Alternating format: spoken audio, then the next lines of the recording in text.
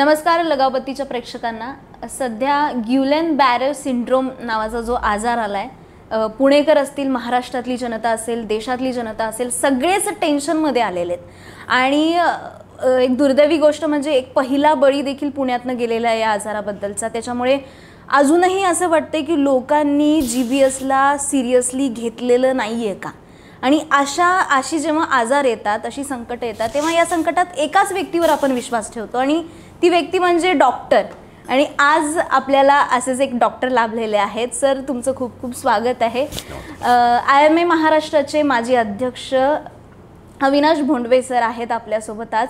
Sir, काय सांगाल, हा आजार किंवा या आजाराचं नावच मुळात सामान्य माणूस असे एकतर अवघड नावं असतात, त्याचं प्रोनाउन्सिएशन काय नक्की, म्हणजे काय आहे हा आजार, याबद्दलची काही माहिती सांगू शकता? बरोबर आहे. वैद्यकीय शास्त्रातल्या अनेक संकल्पना किंवा अनेक नावं ही वेगवेगळ्या परदेशातल्या लोकांच्या नावावरून किंवा काही वेगळ्या गोष्टींवरून घेतलेली असतात आणि त्यांचे उच्चार वेगळे असतात. हा जो आत्ता ग्युलियन बॅरी या नावाने सगळीकडं मीडियामध्ये जे सांगितलं जातं आहे, याचा उच्चार हा गियाबारी सिंड्रोम असा आम्ही पहिल्यापासून करतो. गियाबारी हां, म्हणजे गिया आणि म्हणजे जो उच्चार सगळीकडे आम्ही करतो तो चुकीचा आहे. हो, हे दोन फ्रेंच न्यूरोलॉजिस्ट होते. अच्छा. आणि त्यांनी ह्या आजाराचा शोध 1916 साली याची नोंद केलेली आहे. म्हणजे हा नवीन नाही आहे. पुन्हा हेही अनेक ठिकाणी सांगितलं होतं की एक नवीन आजार आता पुण्यात आलेला आहे. तर हा नवीन आजार नाही आहे. लोकांच्या दृष्टीने तो माहिती नसल्यामुळं त्यांना नवीन आहे. परंतु गेली अनेक दशकं किंवा एक शतकाहून जास्ती काळ याच्याबद्दल वैद्यकीय शास्त्राला पूर्ण माहिती आहे. त्याचं लक्षणं, त्याची कारणं, त्याचे निदान आणि त्याचं उपचार हे अनेक वर्ष हे केलेलं आहे. म्हणजे मी स्वतः 1977-78 पासून दरवर्षी याचे काही पेशंट स्वतःहून पाहिलेले आहेत आणि आम्ही कॉलेजमध्ये शिकत असतानाही याचे पेशंट्स आम्ही पाहिलेले आहेत. त्याच्यामुळं हा आजार नवीनही नाही. पण हा आजार मला झालाय किंवा माझ्या घरातल्या कोणाला झालाय तर त्याचं एक पहिलं सिम्पटम असेल, म्हणजे याची लक्षणं आम्ही वाचतोय सगळीकडे, पण असं एक लक्षण जे पाहिल्याबरोबर शंका वाटावी, भीती वाटावी की हा आजार मला झालाय, यासाठी आपल्याला ह्या आजाराची थोडी पार्श्वभूमी समजून घ्यायला लागेल. एक लक्षात घ्या, हा जो आजार आहे हा पोस्ट इन्फेक्टिव्ह, म्हणजे एखादं इन्फेक्शन, एखादा जंतुसंसर्ग आपल्याला होऊन गेल्यानंतर तो बरा होतो आणि काही काळानंतर हा जंतुसंसर्ग बरा होत असताना आपल्या शरीराची जी प्रतिकार प्रणाली किंवा इम्युन सिस्टीम असते त्याच्यामध्ये बदल होतो, त्याच्यावर परिणाम होतो. आणि ही इम्युन सिस्टीम ही आपल्या शरीरातल्या एखाद्या संस्थेवर काम करायला लागते. या गियाबारी सिंड्रोममध्ये ही आपली जी इम्युन सिस्टीम आहे ही आपल्या मज्जासंस्थेवर किंवा मेंदूवर त्याच्यावर दुष्परिणाम दाखवते. याचा अर्थ हा पोस्ट इन्फेक्टिव्ह आणि ऑटो इम्युन डिसीज आहे. ऑटो इम्युन डिसीज म्हणजे काय, तर आपली प्रतिकार प्रणाली आपल्याच शरीरातल्या जे काही, म्हणजे प्रतिकार प्रणाली काय करते की बाहेरून जे काही जंतू येतात, बाहेरून जे काही वाईट गोष्टी येतात शरीराला त्रासदायक, त्यांचा नाश करते, त्याच्यापासून आपल्याला प्रोटेक्ट करते. याच्यामध्ये काय होतं, ऑटोइम्युन डिसीजमध्ये ह्या इम्युन सिस्टीमचे जे संकेत असतात हे चुकतात आणि आपल्या शरीरातल्या जे काही अवयव असतात किंवा ज्या संस्था असतात त्यांना परक समजून ते त्यांच्यावर हल्ला करतात आणि त्यांना निकामी करायला लागतात. त्याप्रमाणे हा इन्फेक्शन नंतर होणारा ते इन्फेक्शन बरं होतं, त्यानंतर 2-3 आठवड्यामध्ये हा आजार होतो. आणि दुसरी महत्त्वाची गोष्ट म्हणजे या आजारामध्ये हा ऑटोइम्युन आहे, याच्यामध्ये कुठलेही जंतू नसतात, त्याच्यामुळं हा एकापासून दुसऱ्याला होत नाही. म्हणजे बॅक्टेरियल आहे की व्हायरल आहे नाही सांगतो ना, म्हणजे ह्याच्यामध्ये बॅक्टेरियलही नाही, व्हायरलही नाही, पण त्याच्या आधीचं इन्फेक्शन आहे ते बॅक्टेरियल असू शकतं किंवा व्हायरल असू शकतं. ते शरीरातल्या रेस्पिरेटरी सिस्टीम म्हणजे श्वसनसंस्थेचे विषाणू असू शकतात. म्हणजे आपण जे म्हणतो की फ्लू झाला आहे, सर्दी खोकला झाला आहे, हा झाल्यानंतरही काही बरं झाल्यानंतर हा GBS किंवा गियाबारी होऊ शकतो. कोविडच्या काळामध्ये सुद्धा, कोविड हा श्वसनसंस्थेचा आजार होता, तो बरा झाल्यानंतर कित्येक रुग्णांना GBS झाल्याची नोंद आहे. आत्ता सध्या तुम्ही जे ऐकताय की पुणे शहरामध्ये 100च्या आसपास रुग्ण ह्या आजाराचे निघालेले आहेत. तर ह्या रुग्णांची ज्यावेळेला तपासणी केली त्यावेळेला ह्याच्यातल्या बहुतेक जणांना उलट्या जुलाबाचा किंवा गॅस्ट्रोएंटरायटिस झाला होता आणि तो सुद्धा एका विषाणूनी त्यांच्यामध्ये एक विषाणू सापडला आणि एक जीवाणू सापडला, म्हणजे एक व्हायरसही सापडला आणि काही लोकांमध्ये एक बॅक्टेरियाही सापडला. हा बॅक्टेरिया म्हणजे कॅम्प्लोबॅक्टर जेजुनी हे त्याचं शास्त्रीय नाव आहे आणि विषाणूचं नाव आहे नोरो व्हायरस. आता तुम्ही विचारलं की हा कसा ओळखायचा, तर ज्या वेळेला एखादा आजार होऊन तो बरा झाल्यानंतर 2 ते 3 आठवड्यानंतर तुम्हाला पायांना मुंग्या यायला लागल्या, पायातली शक्ती जायला लागली, चालताना तुमचा तोल जायला लागला, तर ही लक्षणं दिसायला लागली तर ह्या आजाराची आपल्याला शंका घेता येईल, कारण ही याची प्राथमिक लक्षणं आहेत. हा जो आजार आहे हा बहुतेक करून खालून वर म्हणजे आपल्या पायापासून वर त्याची लक्षणं पसरत जातात. म्हणजे सर्वात आधी पायाला मुंग्या येतात. याला असेंडिंग प्रोग्रेशन म्हणतात. काही रुग्णांमध्ये तो हातापासून खाली जातो किंवा पण ज्या वेळेला पायापासून वर जातो त्यावेळेला पायातली शक्ती जाते आणि पायांचा एक प्रकारचा पॅरालिसिस होतो, म्हणजे अर्धांग त्याचं पूर्ण काम करत नाही किंवा वीकनेस येतो, त्याला पॅरेसिस म्हणतात, तशी सुरुवात होते. तर असं नाही आहे की तुम्हाला पायाला मुंगे आले की लगेच तुम्हाला GBS झाला, तर त्यासाठी तुम्हाला योग्य त्या डॉक्टरांना दाखवून त्याचं निदान करायला लागतं. आणि हा आजार आहे हा जर आपण योग्य वेळी निदान केलं नाही तर पुढं गंभीर होऊ शकतो, पुढे धोका आहे. पण सुरुवातीची जी लक्षणं आहेत, तुम्ही पायात मुंग्या येणं किंवा गॅस्ट्रो होणं, उलट्या जुलाब होणं, या व्यतिरिक्त पण काही लक्षणं जाणू शकतात. हा आजार जसा पुढे सरकत जातो हा प्रोग्रेसिव्ह असतो. याच्यामध्ये काय असतं की मज्जासंस्थेमध्ये जे आपले मज्जातंतू असतात किंवा आपल्या पाठीच्या कण्यामधून जो मज्जारज्जू जातो, स्पायनल कॉर्ड, त्याच्या भोवतीचं जे शीत असतं, त्याचं जे आवरण असतं ते विरघळायला लागतं आणि ते जसजसं विरघळतं ते वरवर सरकत जातं, तसतशी त्या भागातले ते मज्जातंतू ज्या शरीराच्या भागाला त्याचं कार्य करतात त्यांच्यामध्ये विकनेस यायला लागतो. म्हणजे बघा, पायामध्ये आला त्यानंतर तो वर सरकला, कमरेमधले जे मज्जातंतू असतात त्यांचं जे कंट्रोल असतो तो आपल्या मूत्रविसर्जन आणि मलविसर्जनावर. मग ह्या व्यक्तीला मूत्रविसर्जन मलविसर्जन करता येत नाही, कपड्यामध्येच त्याला शौच आणि मूत्रविसर्जन जाणवतच नाही, मूत्रविसर्जन व्हायला लागतं. जसं पॅरालिसिसच्या पेशंटला होतं त्याप्रमाणे हा पॅरालिसिस असतो. तो अजून पुढं वर सरकला तर आपले जे छातीचे स्नायू असतात, बरगड्यांचे स्नायू असतात की ज्यांनी आपण श्वास घेतो, आपण केव्हाही श्वास घेतो त्यावेळेला आपल्या बरगड्यांचे स्नायू हे काम करत असतात किंवा मानेचेही काही स्नायू काम करत असतात, त्यांच्यावर परिणाम होतो आणि त्या व्यक्तीला श्वास घेता येत नाही. म्हणजे ह्याला रेस्पिरेटरी पॅरालिसिस म्हणतात. श्वसनसंस्था ही पूर्णपणे पॅरलाईज होते आणि ही मात्र जीवाला धोकादायक म्हणजे अतिशय गंभीर अशी परिस्थिती असते आणि याच्यामधून पुढं त्या रुग्णाच्या जीवाचाही प्रश्न येतो आणि त्याला अत्यंत ICUमध्ये खूप काळजी घेऊन त्याच्यावर उपचार करावे लागतात. हा वरून खाली येताना अजून एक गोष्ट आहे, त्यावेळेला जर तो डोळ्यांच्या मज्जातंतूंना त्यांनी बाधित केलं तर एकाचं 2 दिसायला लागतात. एकाचं 2 दिसतात? हो, एकाचं 2 दिसतात, कारण ते दोन्ही डोळ्यांचे जे आपले स्नायू असतात, मज्जातंतू असतात, ते एकत्र आल्यामुळं आपल्याला 3 डायमेन्शनल चित्र दिसत असतं. म्हणजे आता आपण एखादी वस्तू बघतोय तर ती बघताना दोन्ही डोळ्यांमध्ये त्याचे वेगळी चित्र झालेली असतात, पण ती एकत्रित करण्यासाठी जे स्नायू काम करतात त्यांचा पॅरालिसिस होतो, म्हणजे एकाचं 2 दिसायला लागतं. आपल्या घशाचे स्नायूसुद्धा पॅरालाइज होऊ शकतात आणि अशा व्यक्तीला गिळणं कठीण होतं. म्हणजे आपण गिळताना ते घशाचे स्नायू आकुंचन प्रसरण, खवखवणं नाही, आकुंचन प्रसरण पावतात. आपण ज्यावेळेला घास खातो आणि तो घास पुढं ढकलताना आपल्या घशाची हालचाल होते, ती जर नीट झाली तर आपल्याला ठसका लागू शकतो किंवा एकदम त्रास होऊ शकतो, तर त्याला गिळणं कठीण होतं. तर ही लक्षणं असतात आणि ही पुढची जी लक्षणं आहेत तिथून श्वसनसंस्थेची दुसऱ्या टप्प्यातली लक्षणं आहे. मग मेंदूवर अटॅक करतो असं जे म्हणतायत, हा अटॅक नाही. मी तुम्हाला सांगितलं ना की इथं कुठलाही विषाणू किंवा जीवाणू किंवा कुठलाही जंतू नसतो, तर आपली प्रतिकार प्रणालीच मज्जासंस्थेवर परिणाम करते किंवा मज्जासंस्थेवर अटॅक करते असं म्हणतात. कुठलाही जीवाणू करत नाही. किंवा असं म्हणतात, असं मी एक ठिकाणी असं आलेलं वाचलं की नवीन एक विषाणू की जो डायरेक्ट मेंदूवर अटॅक करतो, असा अटॅक नसतो.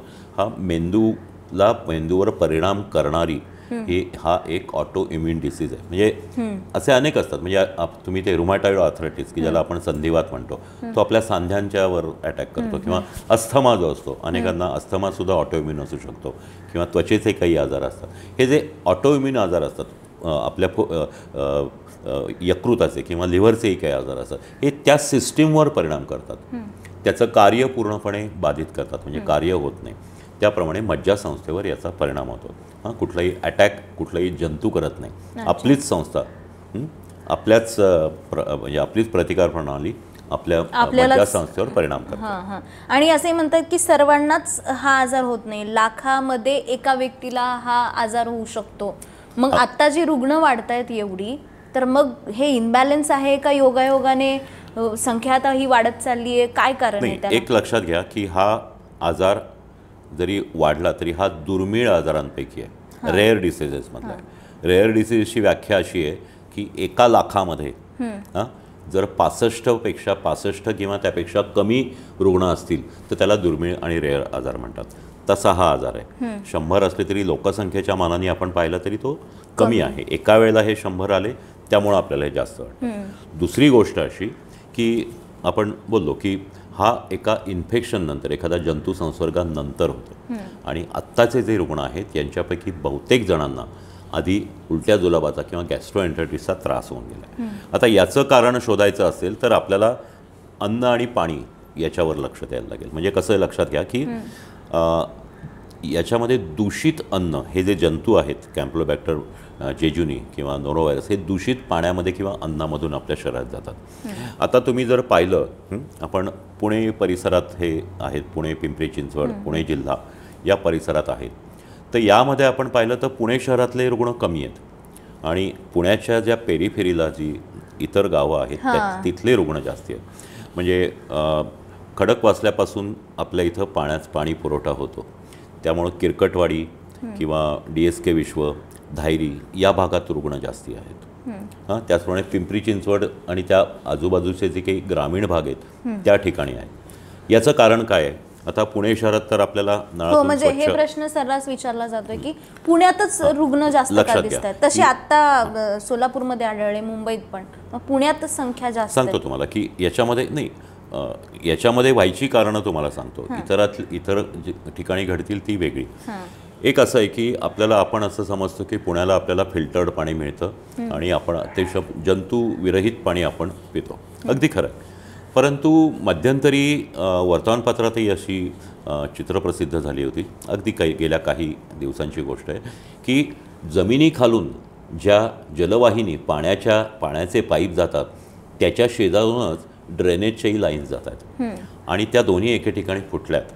आणि साहजिकच हे ड्रेनेजमधलं जे पाणी आहे त्याच्यातून मैला आणि हा जातो, ते पाणी आपल्या जलवाहिनीमध्ये, पिण्याच्या पाण्याच्या जलवाहिनीमध्ये मिक्स होतं आणि ते पाणी आपल्या शरीरात जाऊ शकतं. त्याच्यामुळं तो एक सोर्स पुण्यामध्ये आहे. अनेक ठिकाणी ह्या गोष्टी अशा घडतात. इवन खूप पूर्वीसुद्धा पोलिओचा व्हायरससुद्धा अशा पद्धतीनेच पसरत होता, तोही याच्यातूनच पसरत होता. त्याच्यामुळे हे उलट्या जुलाबाचे जे विषाणू आहेत हे त्याच्यामधून पसरतात. दुसरी एक गोष्ट अशी की ही जी पेरिफेरीची गावं आहेत तिथं अजूनही शुद्ध पाण्याचा पुरवठा झालेला नाही. इथले अनेक ठिकाणी, ग्रामीण भागामध्ये अनेक ठिकाणी आपण जर पाहिलं तर तिथे बोरवेल किंवा विहिरीचं पाणी वापरलं जातं, किंवा काही ठिकाणी तर तलावांचं पाणी वापरलं जातं, काही ठिकाणी नदीचं पाणी वापरलं जातं. हे पाणी निश्चितच शुद्ध नसतं आणि ते शुद्ध करून त्यांना मिळत नाही. काही ठिकाणी, काही गावांमध्ये त्या विहिरीमध्ये ब्लिचिंग पावडर टाकली जाते. ब्लिचिंग पावडरनी हे जंतू सगळे मरत नाहीत. तर आता यामध्ये असं होतं की लक्षात घ्या, ही गावं वाढत आहेत मोठ्या प्रमाणात, तिथे पाण्याची आणि ड्रेनेजची योग्य ती सोय झालेली नाही. त्यामुळं या भागामध्ये ह्या विहिरी किंवा बोरवेल असतात आणि त्याच्या पलीकडंच ड्रेनेज सिस्टीम नसल्यामुळं त्या ते जे काही मैला असतो ते साचवणारे जे त्याचे काय म्हणता येईल त्याला आपल्याला, जे सेप्टिक टँक असतात त्याला सेप्टिक टँक म्हणतात, त्याच्यामध्ये ते मैला त्याच्यामध्ये जमा होतो आणि साहजिकच तो जमिनीमधून झिरपत आपल्या पिण्याच्या बोरवेलच्या पाण्यामध्ये घुसतो. आणि हे अगदी ही शास्त्रसिद्ध गोष्ट आहे आणि त्यामधून हे होतं. त्यामुळे त्या भागांमध्ये होण्याचं कारण हे एक आहे. पण दूषित पाण्यावरती उपाय आहे, उकळून प्यावं. हो, त्याबद्दल बोलू आपण. पण तिसरी अजून एक महत्त्वाची गोष्ट आहे, तीही आपल्याला महत्त्वाची आहे की ठीक आहे, पाणी आपल्या घरात येतं आहे, ठीक आहे, अगदी तुम्ही पुणे शहरात चांगल्या ठिकाणी जात असाल, तुम्हाला खात्री जरी असली तरी या दिवसांमध्ये पाणी पिताना जर तुम्हाला शक्य असेल तर चांगल्या प्रकारचा फिल्टर वापरा. आजकाल खूप चांगले फिल्टर आपल्या घरामध्ये लावता येतात, त्याच्यामुळे ते पाणी आपल्याला शुद्ध किंवा जंतुविरहित करता येतं. जर तेही शक्य नसेल तर उकळून पाणी पूर्णपणे उकळून त्यानंतर ते निवायचं, निवल्यानंतर गार करून ते प्यायला वापरायचं. तर हे करणं आवश्यक आहे. पण दुसरी एक महत्त्वाची गोष्ट अशी आहे की तुम्ही जर पाहिलं तर अगदी पुणे शहरामध्ये आणि विशेषतः हायवेवर किंवा पुणे शहराच्या बाहेर किंवा ग्रामीण भागात सुद्धा उघड्यावरच्या गाड्या, खाद्यपदार्थ विकणाऱ्या, street food, street food, open food, खाऊ गल्ली, इथे खाऊ गल्ल्या, याचा अगदी फार सगळीकडे खूप म्हणजे हे अलीकडच्या काळात हे खाऊ गल्ल्यांचं प्रमाण फार वाढलंय. पुण्यामध्ये असेल, मेट्रो सिटीज तसंच आहे. तर हे जे विक्रेते असतात ते जे पाणी वापरतात ते अनेकदा दूषित पाणी वापरतात. ते बऱ्याचदा नळाचं पाणी वापरत नाही. आणि आपल्या तरुणाईला किंवा अगदी आजपासून आबालवृद्धांना बाहेर खाण्याची खूप सवय, चटक आहे. आणि त्यामधून तो निश्चित पसरतो. म्हणजे मी स्वतः डॉक्टर म्हणून हे असं बाहेर खाणाऱ्या मुलांना किंवा सर्व लोकांना उलट्या जुलाबाचे त्रास होतात हे अनेक वर्षानुवर्ष पाहिले, त्यात काही वेगळी गोष्ट नाही. तर याच्यामधूनही तो पसरू शकतो. त्याच्यामुळं दुसरी महत्त्वाची गोष्ट की असं उघड्यावरचं खाणं टाळलं पाहिजे. आणखीन एक महत्त्वाची गोष्ट आहे की आपण मांसाहार काही लोक जे करतात, तर हे जे प्राणी असतात ज्याच्यासाठी मांसाहार वापरले जातात, हे प्राणी किंवा हे चिकन म्हणतो आपण, कोंबडी किंवा इव्हन मासे, हे सुद्धा शिजवताना किंवा अर्धवट कच्चे शिजवलेले हे अशा ठिकाणी मिळू शकतात. आणि त्यामध्ये ते जंतू त्याच्यामध्ये जर असले तर तुम्हाला हा त्रास होऊ शकतो. त्याच्यामुळं एक अगदी सरसकट आपण सल्ला देऊ शकतो की बाहेरचं खाणं टाळा. घरचंच ताजं, गरम आणि चांगलं शिजवलेलं अन्न वापरा. भाज्यांचं सुद्धा तुम्हाला सांगतो की तुम्ही जर पाहिलं तर ठिकठिकाणी इव्हन ग्रामीण भागामध्ये रस्त्यांवर तुम्हाला भाजी विक्रेते आढळतात. हे भाजी विक्रेते ती भाजी सुकवू नये म्हणून त्याच्यावर पाणी शिंपडतात. हे पाणीसुद्धा दूषित असतं. आणि मग ते तुम्ही सलाड म्हणून अगदी हौसेने खायला गेलात त्या भाज्या, ती गोष्ट चांगली आहे. कच्च्या भाज्या खाणं, हिरव्या भाज्या खाणं आरोग्याला चांगलं असतं. पण त्या धुवून तरी घेतल्या पाहिजेत, चांगल्या स्वच्छ धुवून घेतल्या पाहिजेत आणि शिजवताना उत्तम प्रकारे शिजवून त्या खाल्ल्या पाहिजेत. तर ह्या गोष्टी आपल्याला लक्षात घ्यायला पाहिजे. बाहेरचं खाऊ नका, उघड्यावरचं खाऊ नका. आणि घरामध्ये जे आणाल ते ताजं, गरम, पूर्ण शिजवलेलं शाकाहार किंवा मांसाहार ह्या गोष्टींचा वापर करा. याच्यावरती हा एक उपाय. बरोबर. पण पुन्हा आपण प्रतिकारशक्ती म्हणतोय, याच्यावरती काही डाएट किंवा व्यायाम असाही काही उपाय आहे का? म्हणजे बाहेरचं खाऊ नये किंवा नीट शिजवलेलं अन्न खावं, हे एक तुम्ही सांगताय मोठा उपाय. पण यासोबत कोणता पण आजार येतो, साथीचा रोग येतो, मोठा व्हायरस येतो, तेव्हा डाएट आणि व्यायाम हे दोन गोष्टी डॉक्टर नक्कीच सांगतात. यात पण तसा काही संबंध आहे? ज्या वेळेला इन्फेक्टिव्ह गोष्टी असतात त्या डाएटशी संबंधित असतात की तुम्ही चांगलं स्वच्छ अन्न खा किंवा स्वच्छ आणि शुद्ध पाणी प्या. पण प्रतिकारशक्ती हा एक मोठा भुंगा आपल्या लोकांच्या डोक्यात आहे. अनेकदा आपण असं वाचतो की हे खा म्हणजे प्रतिकारशक्ती वाढेल किंवा अमुक गोळी घेतली की तुमची प्रतिकारशक्ती वाढेल. असं नसतं. प्रतिकारशक्तीबद्दल खूप चुकीच्या कल्पना सर्वसामान्य जनतेच्या डोक्यामध्ये आहे. एक लक्षात घ्या, प्रतिकारशक्ती, आपली जी प्रतिकार प्रणाली असते ही कशी तयार होते तर ती जन्मजात तयार होते. आणि हे जे प्रतिकारशक्तीचे जे घटक असतात ते बाळ आईच्या पोटात असतानाच त्यातल्या बरेचसे घटक त्याला आईकडून मिळतात. पहिली गोष्ट. बाळ जन्माला आल्यानंतर ज्यावेळेला पहिलं स्तनपान आई बाळाला करते त्यावेळेला तो दुसरा प्रतिकारशक्तीचे घटक त्याला मिळतात. आणि त्यानंतर जे कमी असतात, समजून घ्या, तर ते घटक जे असतात ते आपण व्हॅक्सिनेशनद्वारे, म्हणजे आपण लहान मुलांना जे ट्रिपल पोलिओ किंवा इतर आजारांची इंजेक्शन देतो त्यांनी मिळतात. आणि कुठलीही गोळी खाल्ल्याने किंवा कुठलंही अमुक तमुक भाजी खाल्ल्याने, अमुक तमुक फळ खाल्ल्याने प्रतिकारशक्ती वाढत नाही. आता हे खाऊ नये का? हे खावं. त्यांनी प्रतिकारशक्ती म्हणजे कशाला मदत होते ते लक्षात घ्या की हा फार महत्त्वाची गोष्ट आणि ही प्रत्येकाने समजून घेतली पाहिजे. प्रतिकारशक्ती आपल्या शरीरावर इन्फेक्शन झालं, आपल्या शरीराला जंतूंचा हल्ला झाला, शरीरात जंतू शिरले की आपली जी प्रतिकार प्रणाली असते त्यातल्या पांढऱ्या रक्तपेशींचा एक विशेष गट जो आहे तो त्यांच्यावर हल्ला करतो आणि त्यांना नष्ट करतो. एक मोठं युद्ध होतं त्यांच्यामध्ये. आणि त्यामध्ये आपली प्रतिकारशक्ती सांभाळणाऱ्या ह्या पांढऱ्या पेशी ज्या आहेत त्यांच्यावर विजय मिळो किंवा हे हो, त्यांना इजा होते, त्या जखमी होतात. आता ह्या इजा झालेल्या ह्या नष्ट होऊ नयेत म्हणून काही घटक लागतात. मग त्यामध्ये क जीवनसत्व आलं किंवा काही खनिज आणि काही अशा गोष्टी असतात. त्या जर आपण घेतल्या तर ह्या पांढऱ्या पेशींची जी इजा असते ती लवकर बरी होते. त्या दृष्टीने प्रतिकारशक्तीला हे खाद्य घटक आवश्यक असतात. त्याच्यामुळं अमुकच खाल्ल्याने हे होत नाही. ज्या वेळेला तुम्हाला आजारी असतं आपण म्हणतो की त्यावेळेला ह्या गोष्टी खा, हे असतं. आणि दुसरं म्हणजे आपली प्रतिकारशक्ती जन्मापासून मिळाली, वॅक्सिनेशनपासून मिळाली, आईकडून मिळाली, पण तुमचं योग्य डाएट, त्यानंतर नियमित व्यायाम, योग्य वेळची विश्रांती आणि व्यसनं टाळणं, ह्या गोष्टी जर पाळल्या तर तुमचं आरोग्य चांगलं राहतं. आणि हे जे निरामय आरोग्य आहे त्यातूनच प्रतिकारशक्ती मिळते. हे मुख्य लक्षात आहे. म्हणजे प्रतिकारशक्ती करण्यासाठी साथ आली म्हणून अमुक एखादी गोष्ट खाल्ल्याने ती येत नाही. पहिल्यापासूनच आपल्याला अगदी व्यवस्थित चौरस आहार किंवा समतोल आहार खाणं, वेळच्या वेळी खाणं, बाहेरच्या गोष्टी न खाणं हे पाळायला पाहिजे. त्याचप्रमाणे नियमितपणे व्यायाम अगदी बालपणापासून केला पाहिजे. सर्व पुरुषांनी, स्त्रियांनी, सगळे अगदी 70च्या 80च्या वृद्धांनी सुद्धा शक्य असेल तेवढा व्यायाम करणं आवश्यक असतं. योग्य वेळी विश्रांती, योग्य तासांसाठी विश्रांती ती आवश्यक असते. आणि ही जी व्यसनं असतात ती टाळावी लागतात, ती सुद्धा आपल्या शरीरावर परिणाम करतात. तर हे जर केलं तरच प्रतिकारशक्ती ही कमी होते. बाकीच्या सगळ्या कल्पना आहेत या भ्रामक किंवा अर्धवट आहेत.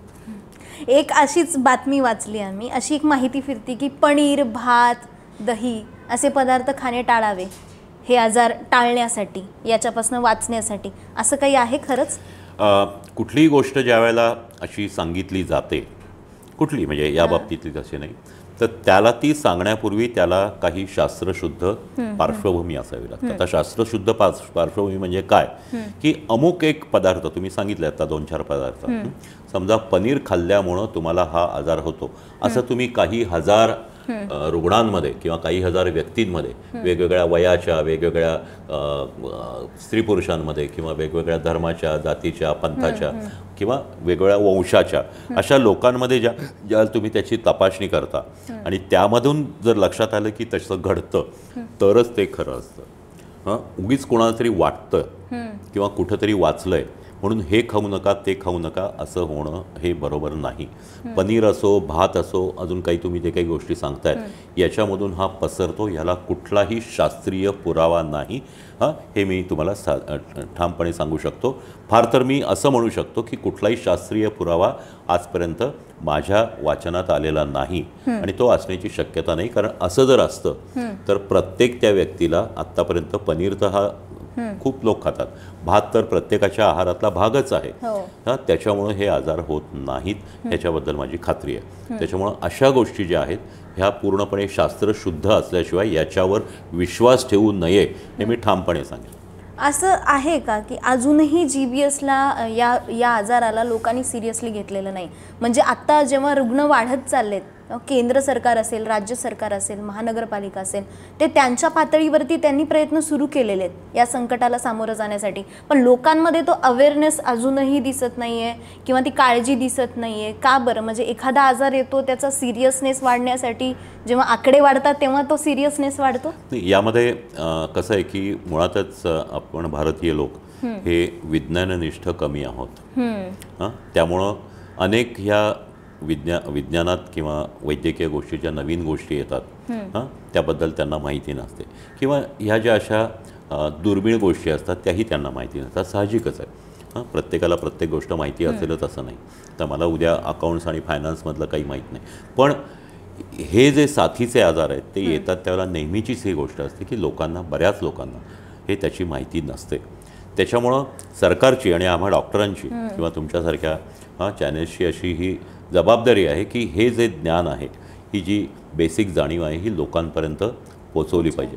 ही जाणीव नाही आणि ती कधीही नसते, कारण त्यांचा तो नेहमीच्या नित्यसंपर्कातला हा भाग नाही. त्यामुळे त्यांना माहीत नाही. पण आता जर आपण पाहिलं तर अजूनही लोकांना कुठला तरी एक आजार आलाय एवढंच माहिती आहे. मला असं वाटतं की आपल्या या चर्चेमधून अजून काही लोकांना निश्चितच याची माहिती मिळेल. पण ही गोष्ट खरी आहे की लोकांना हे माहिती नाही आणि नक्की याने काय होतं हे बऱ्याच जणांना माहिती नाही. त्याच्यामुळे याच्या उच्चारापासून हा व्हायरस आहे तो अटॅक करतोपासून अनेक जे गैरसमज पसरवले जातात किंवा अमुक खा अमुक खाऊ नका याच्यावर लोकांचा जास्ती विश्वास बसतो. तर ह्या ज्या गोष्टी आहेत या शास्त्रशुद्धरित्या समजून घेतल्या तर आपल्याला निश्चितच त्याचा धोका टाळण्याच्या दृष्टीने प्रतिबंधक उपायाच्या दृष्टीने निश्चितच फायदा होतो. असंही म्हटलं जातं या सिंड्रोमबद्दल की आजारापेक्षा इलाज भयंकर आहे, कारण की ते खर्चिक जास्त आहे. आत्ता महानगरपालिकेने ती जबाबदारी घेतली आहे की मोफत उपचार केले जातील, पण एक इंजेक्शन 8 ते 20 हजारांचं म्हटलं जातं आहे आणि ते एक इंजेक्शन दिवसातनं 5 इंजेक्शन त्या पेशंटला दिले जात आहेत. तर हे टेस्टपासून हे सिंड्रोम चेक करण्यात जे चेकअप आहेत, त्याचे टेस्ट आहेत, पुन्हा त्याचे उपचार आहेत, व्हेंटिलेटर आहे, ICU आहे, हे सगळ्या गोष्टी प्रत्येक रुग्णाला लागतातच. आणि एवढा खर्च का या आजाराला एवढा खर्च का येतो? ह्याचे दोन भाग आहेत. पहिल्यांदा आपण एक पाहू की याच्या ज्या तपासण्या होतात त्यावेळेला साहजिकच कुठलाही रुग्ण ज्यावेळेला ह्याच्याकडे डॉक्टरांकडे जातो किंवा या पद्धतीच्या फिजिशियनकडे जातो त्यावेळेला त्याचा लक्षणं इतिहास या गोष्टी बघितल्या जातात. पण आत्ताचं जे हे युग आहे याच्यामध्ये पूर्णपणे त्यांचं निदान जे आहे चाचण्या करून त्या सिद्ध कराव्या लागतात. तर त्यानंतरच त्याचे उपचार आपल्याला योग्य पद्धतीने करता येतात. तर आता याच्या चाचण्यांमध्ये नुसतं रक्तलघवीतून ते समजत नाही, तर पाठीमध्ये पाणी जे असतं आपल्या मणक्यांच्या आतून जो मज्जारज्जू होतो त्याच्या भोवताली जे पाणी असतं ज्याला सेरेब्रोस्पायनल फ्लुइड किंवा CSF म्हणतात ते काढावं लागतं. ही एक प्रकारची खूप महत्त्वाची आणि नाजूक प्रोसिजर आहे. तर त्या पद्धतीने पाणी काढून तपासून त्याचं विश्लेषण केलं जातं.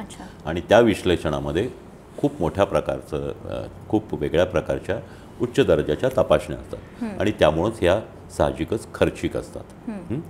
आत्तापर्यंत सांगतो की नुसतं पाठीतलं पाणी काढणं यासाठी तुम्हाला हॉस्पिटलमध्येच जावं लागतं, त्यामुळे तो खर्च आहे. असं घरी बसल्या बसल्या जसं तुम्ही ब्लड देता तसं ही प्रोसिजर नाही. आणि ही ठराविकच लोक प्रशिक्षित लोकच हे करू शकतात. प्रशिक्षित डॉक्टर क्वचित प्रसंगी प्रशिक्षित शिक्षकच करू शकतात. त्यामुळं ही खर्चिक आहे. दुसरी गोष्ट ते जे त्याची तपासणी आहे ती सुद्धा तितकीच खर्चिक आहे, कारण त्याचे जे अतिशय बारकाव्याने काही गोष्टी काही रासायनिक घटक किंवा काही जंतू संसर्ग इवन त्याच्या रंगापासून अनेक गोष्टींचं याच्यामध्ये विश्लेषण केलं जातं. तर त्यामुळं हा प्रकार थोडासा महाग आहे तपासणीचा. आता उपचाराचं तुम्ही म्हणाल तर हा ऑटो इम्युन डिसीज आहे. हा कुठला जंतू संसर्गाचा आजार नाही. याच्यामध्ये आपल्या मेंदूच्या संपूर्ण मज्जासंस्थेवरचं कव्हर नष्ट झालेलं असतं. त्यामुळे त्याची जी औषधं असतात ती अशी तशी साधी नाहीत. आणि ती जी औषधं आहेत ह्याच्यासाठी आपण काय करतो तर प्लाझ्मा थेरपी वापरली जाते. तर प्लाझ्मा म्हणजे दुसऱ्या व्यक्तीचं जे रक्त असतं त्या रक्तामधले जे पेशी असतात जे घनपदार्थ असतात पांढऱ्या पेशी लाल पेशी प्लेटलेट हे सगळं बाजूला काढल्यानंतर जो द्रव पदार्थ उरतो त्याला प्लाझ्मा म्हणतात. तो प्लाझ्मा ह्या रुग्णाला दिला जातो की हा निरोगी व्यक्तीचा प्लाझ्मा आणि मग त्याचे जे रक्तामधले किंवा जे काही घटक आहेत ते काढले जातात. तर हा एक भाग आहे. त्यामुळं प्लाझ्मासुद्धा तसा महाग असतो. ते देणं परत हॉस्पिटलमध्ये आलं त्यामुळं त्याचा खर्च वाढतो. याची जी औषधं आहेत त्यासाठी ते शिरेमधून द्यायची इम्युनोग्लोबिलिन आहेत. आता हे इम्युनोग्लोबिलिन हे अतिशय नवीन संशोधनाने आलेली औषधं आहेत त्यामुळं ती महाग आहेत. तुम्ही जे म्हणलात की ते 10,000 20,000 लागतात आहे. उपचार हा खर्चिक होतो. याच्यामध्ये ICUमध्ये त्याला ठेवावं लागतं. ICUचं साहजिकच इतरही गोष्टी त्याच्यामध्ये येतात. त्याची रोजची तपासणी रोजच्या रक्त तपासणी किंवा इतर गोष्टी घटकही बघावे लागतात. तर ह्या सगळ्यामुळं हा उपचार खर्चिक आहे. आता औषधंबद्दल म्हणाल तर हा आजार रेअर असल्यामुळे ते कमी प्रमाणात होतात. जसं एखादं औषध खूप मोठ्या प्रमाणात बनलं कुठलीही वस्तू खूप मोठ्या प्रमाणात बनली तर त्याची किंमत कमी होते.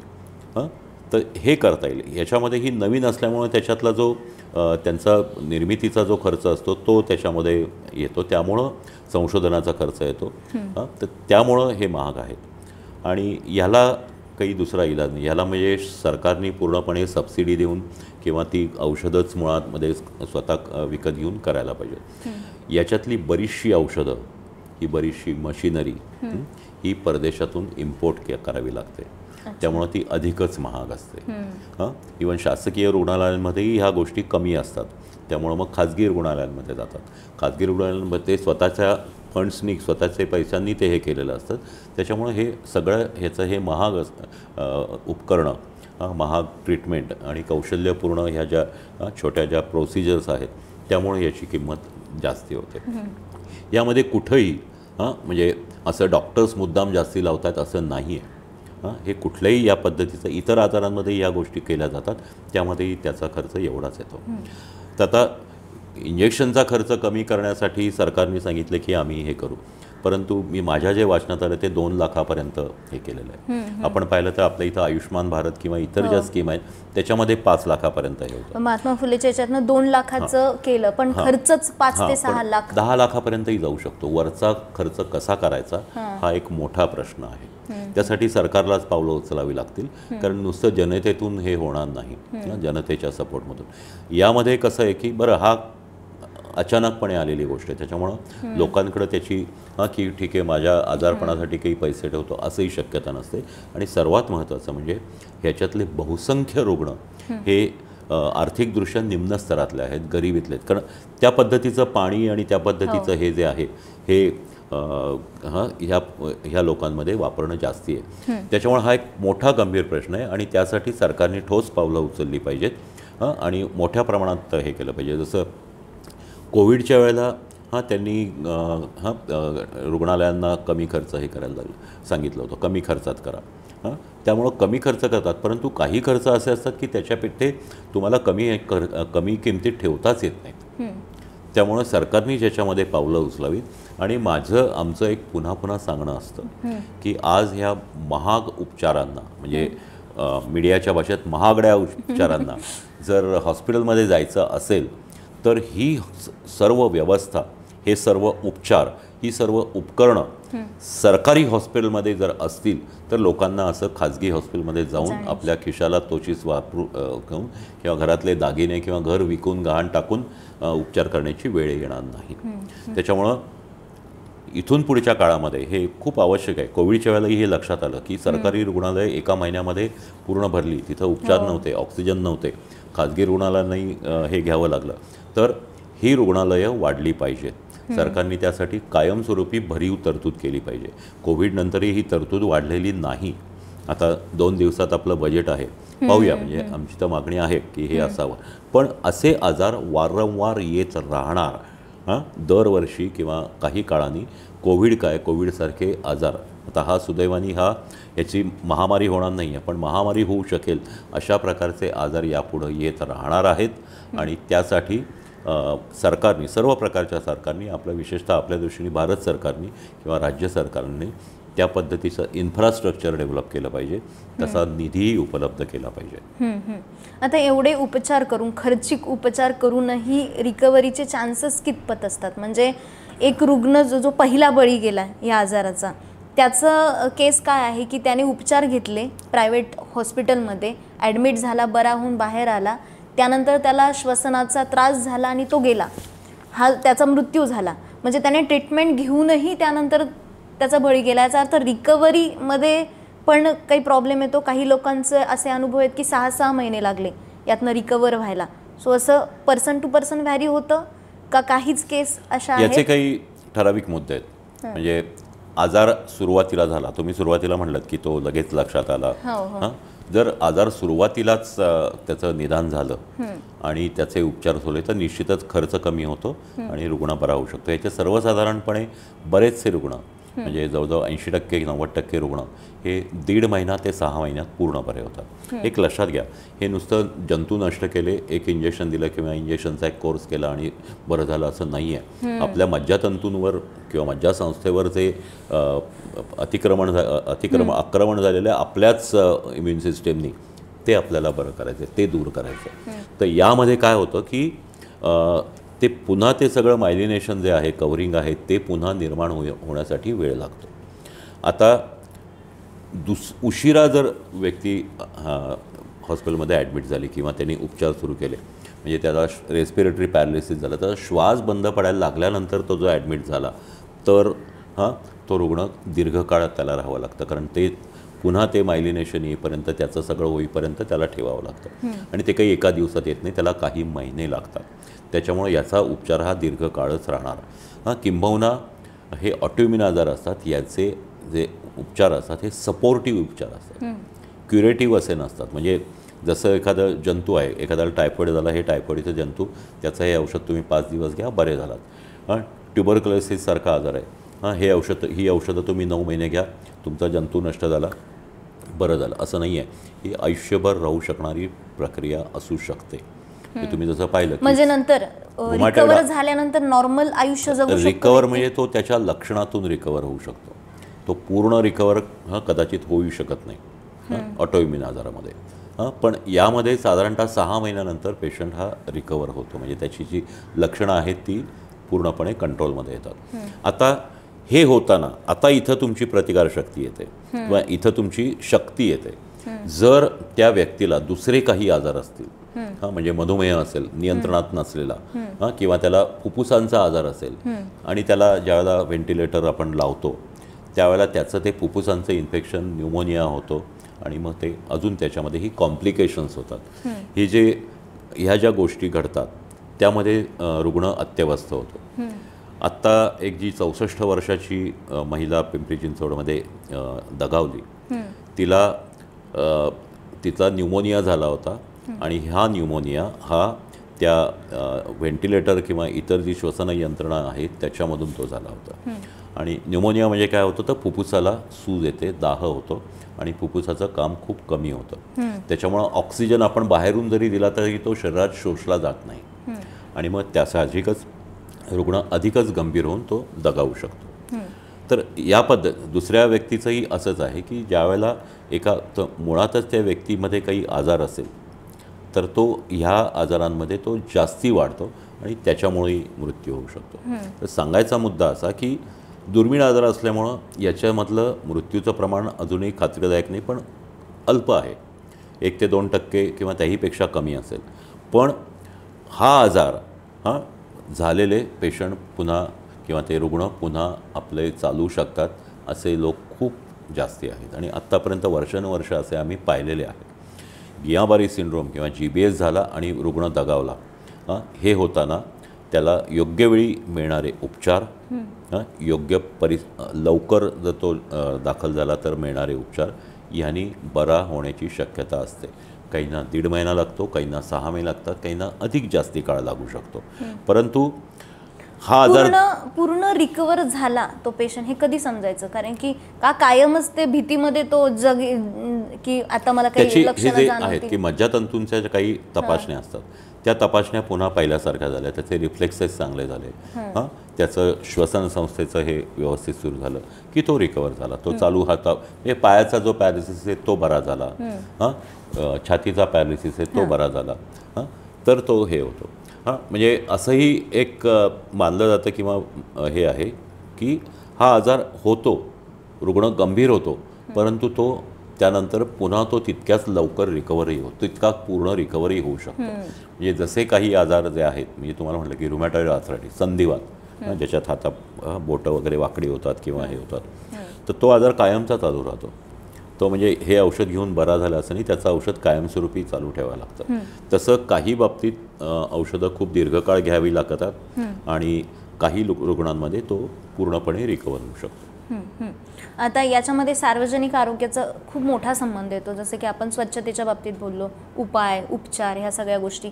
तर तुम्ही एक वैद्यकीय क्षेत्रात वावरता, तर तुम्ही सरकारकडनं काय अपेक्षा करता? मगाशी आपण बोललो ते तर मुद्दा आहेच, उपचाराचा आहे, खर्चाचा आहे, पण ओव्हरऑल एक आजाराला, एक संकट आल्यानंतर जागं होणं. एक लक्षात घ्या की आपल्याकडं सर्वात महत्त्वाची गोष्ट जी आहे की सरकारकडून किंवा आरोग्य खात्याकडून लोकांमध्ये जी जनजागृती व्हायला पाहिजे त्या आजाराबद्दल किंवा त्या विकाराबद्दल, ती होत नाही. सध्याच्या ह्याच्यामध्ये लोकांपर्यंत ही हे गोष्ट पोचण्यासाठी सरकारकडून फारसे प्रयत्न होत नाही. कुठेतरी वेबसाईटवर मजकूर टाकल्याने लोकांपर्यंत ते जात नाही. कारण हे जे रुग्ण आहेत, गरीब घरातले जे किंवा त्यातले अनेक लोक अर्धशिक्षित, अशिक्षित, अल्पशिक्षित असतात, ते काही वेबसाईट वाचत नाहीत. त्याच्यामुळं लोकांच्या जनजागृतीवर जास्ती भर दिला पाहिजे. त्यामध्ये हे प्रतिबंधक उपाय लोकांना जास्तीपणे सांगितले पाहिजेत, ही पहिली गोष्ट. दुसरा महत्त्वाचा मुद्दा म्हणजे हे जे आरोग्याचे जे प्रश्न आहेत, विशेषतः उघड्यावरचं खाणं. अनेक ठिकाणी ह्या ज्या तुम्ही खाऊ गल्ल्या किंवा उघड्यावर विकणाऱ्या गाड्या आहेत, ह्या बेकायदेशीर असतात, परवानगी मिळालेल्या नसतात, एक गोष्ट. आणि परवानगी जरी मिळालेल्या असतात तरी आरोग्य खात्याच्या नियमांप्रमाणे हे जे खाद्य, अगदी चांगल्या हॉटेल्ससुद्धा तिथले जे अन्न बनवणारे कुक्स आहेत किंवा वाढणारे वेटर्स आहेत, यांच्या आरोग्यावर खात्याने लक्ष ठेवावं लागतं. त्यांच्या आरोग्य तपासण्या करून घ्याव्या लागतात. त्या कधीही होत नाहीत. एक सर्टिफिकेट फक्त त्यांना दिलं जातं की माझ्या इथं हे 15 लोक कामाला आहेत आणि ते हेल्दी आहेत. आरोग्य खातं स्वतःहून त्यांची तपासणी करत नाही. ते करायला पाहिजे. दुसरी गोष्ट, जे खाद्यपदार्थ आहेत ते सगळीकडे जे दिले जातात, मग ते बेकायदेशीर असो तर ते किंवा कायदेशीर असो, अशा ठिकाणी त्या खाद्यपदार्थांची तपासणी करून, तिथल्या पाण्याची तपासणी करून ते शुद्ध आहेत का याची खात्री करून घेणं, आणि अशुद्ध असतील तर त्याच्यावर दंडात्मक कार्यवाही करणं किंवा ती गोष्ट, ती संस्था किंवा ते हॉटेल किंवा ती गाडी बंद करणं, हा कडाक्याने, हा खूप कठोरपणे हा निर्णय घेतला पाहिजे. तो कधी होत नाही. अनेकदा आपण पाहतो की काही विशिष्ट आश्रयाखाली हे सगळे लोक काम करत असतात. तर त्यामुळं हे कडक कठोर उपाय कधीच केले जात नाहीत. ज्यावेळेला अशी एखादी साथ पसरते त्यावेळेला मग काही ठिकाणी ह्या तपासणी केल्या जातात. तसं नाही, हे कायमस्वरूपी प्रत्येक नागरिकाला कायमस्वरूपी शुद्ध गोष्टी मिळाल्या पाहिजेत. एक लक्षात घ्या, तुम्हाला एक जस्ट एक उदाहरण सांगतो. माझ्या दवाखान्याच्या आजूबाजूला अनेक कॉलेजेस आहेत. हॉस्टेलमध्ये राहणारी अनेक मुलं आहेत. ही असं बाहेरचं त्यांना खावंच लागतं अनेकदा किंवा खातात. अनेक ठिकाणी मेस असतात, त्या रविवारी सकाळी संध्याकाळी बंद असतात. मग ही मुलं बाहेर खातात आणि बाहेर खाल्लं की आजारी पडतात आणि मग आल्यावर औषधं घेतात. असं वर्षानुवर्ष त्यांचं चालू असतं. ज्या वेळेला ह्यापैकी आता इंजिनिअरिंग कॉलेजेस आहेत, तिथली मुलं ज्यावेळेला परदेशात जातात त्यावेळेला परदेशात जाण्यापूर्वी मला भेटतात आणि मला विचारतात की ते तर माझं पोट नेहमी बिघडतं, मला हे औषध द्या, तुमची ती औषधं लिहून द्या, मी घेऊन जाईन. त्याला मी अनेकदा सांगतो की ठीक आहे, मी औषधं देतो तुला, तू घेऊनही जा, पण इथं जसं तू बाहेर खाणं हे आहे तसं तिथं बाहेर खाल्लं असतं तुला आजार होणार नाही. आणि तुम्हाला सांगतो की असं शेकडो मुलांचे माझ्याकडे अनुभव आहेत की त्यांनी सांगितलेलं आहे की हो, आम्ही इकडं खात होतो, त्यावेळेला त्यावेळेला खाल्लं की आम्हाला उलट्या जुलाब व्हायचे, ताप व्हायचे, कावीळ झाली किंवा टायफॉईड झाला, हे सांगायचे. परंतु परदेशात गेल्यावर, विशेषतः अमेरिकेत किंवा युरोपियन देशामध्ये गेल्यावर, हे जे स्टॉल्स किंवा खाद्यपदार्थ असतात हॉटेलमध्ये खाऊन कधीही हे लोक फारसे आजारी पडलेले नाहीत. मुद्दा असा की तिथं ज्या पद्धतीने ह्या गोष्टींवर आरोग्याच्या दृष्टीने, खाद्यावर, पाण्यावर आणि तिथल्या कर्मचाऱ्यांवर लक्ष दिलं जातं, तसं लक्ष आपल्या इथं दिलं गेलं तर असे आजार उद्भवणं निश्चितच कमी होईल. हे फार महत्त्वाचं आहे. आणि तिसरी गोष्ट, हे जे पाणी पुरवठा आहे हा शुद्धच झाला पाहिजे. अशी जलवाहिनी आणि ड्रेनेज लाईन शेजारून जायलाच नको आणि त्याच्यातही सतत ते तपासत राहायला पाहिजे. पुण्याच्या परिसरातली जी गावं आहेत तिथलं अजूनही अनेक ठिकाणी शुद्ध पाण्याचा पुरवठा झालेला नाही. लक्षात घ्या, अन्न पाणी हे आपल्या जीवनावश्यक गोष्टी आहेत आणि त्या योग्य पद्धतीने मिळवणं, आरोग्य हा सुद्धा प्रत्येक नागरिकाचा हक्क असतो आणि तो पुरवणं हे स्थानिक स्वराज्य संस्थांचं कर्तव्य असतं. त्याच्यामुळं अनेक ग्रामीण भागामध्ये सुद्धा शुद्ध पाण्याचा फारसा विचार होत नाही. तो केला पाहिजे आणि तो सक्तीने म्हणा किंवा तो अतिशय कठोरपणे अंमलात आणला पाहिजे. ह्या गोष्टी जर पाळल्या तर अशा प्रकारचे जे आजार आहेत हे पसरणार नाही, किंबहुना साथीचे आजारसुद्धा पसरणार नाही. अशीच एक केस बुलढाण्यातनं आलेली सर, म्हणजे की त्याच्याबद्दल पण अजूनही प्रश्नच आहेत की काय नेमकी ती केस आहे. लोकांचे अचानक केस गळायला लागले तर घाबरायला होतं की हे काय प्रकार येतोय नवीन. सुदैवाने तो दुसरीकडे आलेला नाही, पण तो तेवढ्या त्या भागापुरता तो आहे. बरोबर. आता त्या भागामध्ये असं झालं की अचानक अनेक लोकांच्या, म्हणजे 100च्या आसपास किंवा 100हून जास्त लोकांच्या डोक्यावरचे केस वेगाने गळायला लागले आणि त्यांना टक्कल पडलं. त्याची चित्र आणि बातम्यासुद्धा आपण पाहिल्या. तर एक लक्षात घ्या की टक्कल पडण्याची जी कारणं असतात त्याच्यामध्ये आपल्या केसांवर आपण जे पाणी, आंघोळीला पाणी वापरतो त्याच्यातल्या खनिज घटकाची किंवा काही विषारी रासायनिक घटकांचा एक भाग असतो, आणि दुसरा म्हणजे त्वचेचे आजार असतात, आणि तिसरं म्हणजे आपल्या शरीराची जी काही ॲनिमिया म्हणा किंवा आपलं जे शरीरामध्ये रक्त किंवा हे जे असतं ना त्याच्याशी संबंधित असतं. म्हणजे आणि काही गोष्टी हॉर्मोनल असतात. आता म्हणजे तुम्ही पाहिलं तर स्त्रियांमध्ये ज्या वेळेला त्यांचं मेनोपॉजच्या दिवशी जातं त्यावेळेला त्यांचे केस खूप गळायला लागतात किंवा हॉर्मोनल काही प्रॉब्लेम असतील अशा स्त्रियांमध्ये केस गळतात. पुरुषांमध्येही हॉर्मोन्समुळं केस गळतात, म्हणजे टेस्टोस्टेरॉन हॉर्मोन जास्ती असेल तर त्यांचे केस गळतात. हे प्राथमिक आणि अतिशय साधी कारणं आहेत आणि कॉमन आहेत. दुसरं जे आहे की त्वचेचे काही आजार असतात की केसांमध्ये काही लोक चाई पडणं म्हणतात, अशा प्रकारचे जे आजार असतात त्वचेचे आजार असतात, एक प्रकारचे फंगल आजार असतात, तर त्याच्यामुळं केस गळायला लागतात. पण आता बुलढाण्यामध्ये जे घडलं ते त्या पाण्यामध्ये रासायनिक घटक काही असतील त्याचा परिणाम होऊन ही घटना घडलेली आहे. त्याच्यासाठी त्याचं संशोधन चालू आहे, त्याचे पाण्याची तपासणी चालू आहे. अजूनही असे खात्रीशीर असा काही निर्णय आलेला नाही आहे. परंतु हा साथीचा आजार नाही.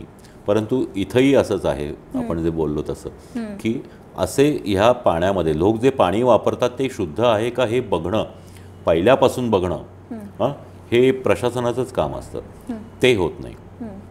ज्यावेळेला अशी काही घटना घडते त्यावेळेला नंतर मग हे तपासण्या सुरू होतात.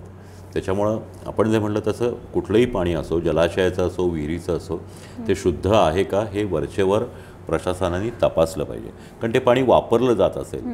उद्या तुम्ही म्हणाल की ठीक आहे हा शेतीसाठी वापरतो, परंतु शेतीसाठी सुद्धा जर प्रदूषित पाणी वापरलं तर शेतीवरही परिणाम होतो, पण त्या अन्नधान्य शेवटी आपण खात असतो, आपल्यावरही परिणाम होतो. असेही काही विषाणू आणि जीवाणू आहेत की जे त्या ह्याच्यामधून त्यांच्या पाण्यामधून त्या ह्याच्यामध्ये जातात, वनस्पतींमध्ये किंवा त्या पिकामध्ये जातात आणि आपल्याला होऊ शकतात. तर ह्या गोष्टी ठीक आहे, हे दुर्मिळ आहे, रेअर आहे, परंतु अशा घटना घडू नयेत म्हणून आरोग्य खात्याने हे सतत गोष्टी ह्या केल्या पाहिजेत. आणि तितकी जबाबदारी ती नागरिकांची, सर्वसामान्य लोकांची देखील आहे. म्हणजे जे आपण बोलतोय की सरकारने केलं पाहिजे, सरकारने काळजी घेतली पाहिजे, शासनाने घेतली पाहिजे, नागरिकांनी पण यात अवेअर असलं पाहिजे. या बाबतीत नागरिकांची जबाबदारी दुय्यम आहे. मला इथं माझ्या घरामध्ये पाणी नाही, मला पिण्यासाठी मी हे विहिरीचं पाणी वापरतो, ही त्यांची त्याच्यावर मग करणार काय, तुम्हाला दुसऱ्या पाण्याची सोयच नाही. त्याच्यामुळे नागरिकांची जबाबदारी याच्यामध्ये दुय्यम ह्याची आहे. प्राथमिकदृष्ट्या प्रशासनाची कामगिरी आहे की हे पाणी स्वच्छच पाहिजे. जसं औषध आहे, हे औषध तुम्हाला मी औषध लिहून दिलं आणि ते तुम्ही घेणार, पण ते औषध व्यवस्थित आहे का डुप्लिकेट आहे का बनावट आहे, त्याच्यामधलं हे आहे हे बघण्याचं काम प्रशासनाचं आहे. ते नियमितपणे बघितलं जातं. तसंच आहे की आरोग्याशी निगडीत जे काही अन्न आहे, तुम्ही बघता की दिवाळीच्या काळामध्ये अनेक ठिकाणी बनावट खवा किंवा ह्या गोष्टी विकल्या जातात. मग ते ज्यावेळेला काही होतं त्यावेळेला त्याच्या तपासण्या होतात. तर हे जे आहे ह्या गोष्टी आपल्याला माहितीच नसतात किंवा सर्वसामान्य माणूस हे ते घेतच असतो. त्यामध्ये बनावट आहे का ते दूषित आहे का त्याच्यामध्ये काही विषारी घटक आहे हे बघणं प्रशासनाचं काम आहे. त्यामुळे नागरिकांची जबाबदारी या बाबतीत तरी नाही आहे. नागरिकांची जबाबदारी एवढीच आहे की उघड्यावरचं खाऊ नका, त्याला तुम्ही पर्याय हे करू शकता. दूषित पाणी पिऊ नका, उकळून गाळून प्या, ही जबाबदारी नागरिकांची आहे. परंतु ह्या सगळ्या गोष्टी शुद्ध आणि पूर्ण आरोग्यमय परिस्थितीत देणं हे निश्चितच प्रशासनाचं काम असतं. कारण आरोग्य हा घटनेने आपल्याला दिलेला हक्क आहे. ही खूप महत्त्वाची गोष्ट आहे आणि हीच गोष्ट आपल्याला लक्षात घेणं गरजेचं आहे. Sir, thank you so much. तुम्ही बरेच समज, गैरसमज, बऱ्याच शंका तुम्ही क्लिअर केलेल्या आहेत आमच्या. आणि लोकांना आपण सांगूयात की असे जेव्हा आजार येतात, असे जेव्हा संकट येतात, तेव्हा त्याला सामोरं जाण्यासाठी अवेअरनेस हा सर्वात मोठा फॅक्टर असतो.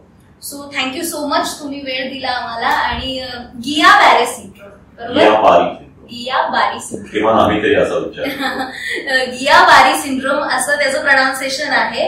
ओके, ठीक आहे, चालेल सर. Thank you so much. तुम्ही खूप माहिती दिली आणि ती निश्चितच आपल्या प्रेक्षकांना आणि नागरिकांना महत्वाची ठरेल, उपयोगी ठरेल. अशाच मुलाखती आणि अशाच गप्पा ऐकण्यासाठी लगावती YouTube चॅनलला पाहत राहा, सबस्क्राईब करा, फॉलो करा.